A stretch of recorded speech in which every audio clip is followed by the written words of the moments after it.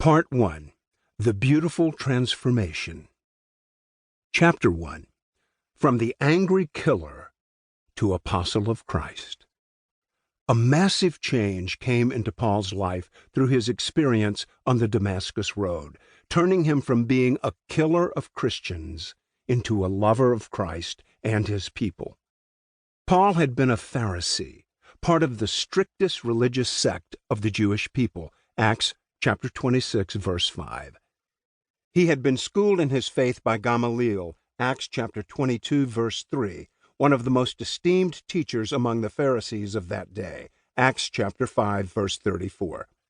He could say in public with no fear of contradiction, "I was advancing in Judaism beyond many of my own age among my people, so extremely zealous was I for the traditions of my fathers." Galatians chapter 1, verse 14. His pedigree for radical commitment to the strictest traditions was unsurpassed. Circumcised on the 8th day, of the people of Israel, of the tribe of Benjamin, a Hebrew of Hebrews. As to the law, a Pharisee. As to zeal, a persecutor of the church. As to righteousness under the law, blameless. Philippians chapter 3, verses 5 and 6. When the first Christian martyr, Stephen, was stoned, Paul, as a young man, was there holding the coats of those who killed him. Acts chapter 7, verse 58. But before long he had moved from passive coat holder to aggressive persecutor. The event that turned his world upside down. 3 times Luke, Paul's physician and travel companion and chronicler, describes the event that turned Paul's world upside down. Breathing threats and murder against the disciples of the Lord, Paul went to the high priest and asked him for letters to the synagogues at Damascus, so that if he found any belonging to the way, men or women, he might bring them bound to Jerusalem. Acts chapter 9, verses 1 and 2. Paul had recognized that if this menacing Christian way were true, it would shatter his world. He found the meaning of his life and his righteousness in meticulous Mosaic law-keeping.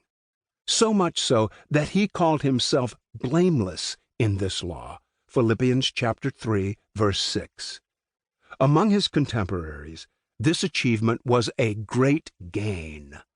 Philippians chapter 3, verse 7. And he outshone them all. Galatians chapter 1, verse 14. If the Christian way was true, if Christ was raised from the dead, Paul had a profound sense of the implications for his own boasting. It was over. And when Paul decided to carry his murderous persecution north to Damascus, God stepped in and turned Paul's world upside down. Paul came to believe that God had chosen him for this moment even before he was born. Galatians chapter 1, verse 15. Luke tells the story of Paul's crisis 3 times in the book of Acts, in chapters 9, 22, and 26. For example, now as he went on his way, he approached Damascus, and suddenly a light from heaven shone around him, and falling to the ground, he heard a voice saying to him, "Saul, Saul, why are you persecuting me?" And he said, "Who are you, Lord?" And he said, "I am Jesus, whom you are persecuting. But rise and enter the city, and you will be told what you are to do." The men who were traveling with him stood speechless, hearing the voice, but seeing no one. Saul rose from the ground, and although his eyes were opened, he saw nothing.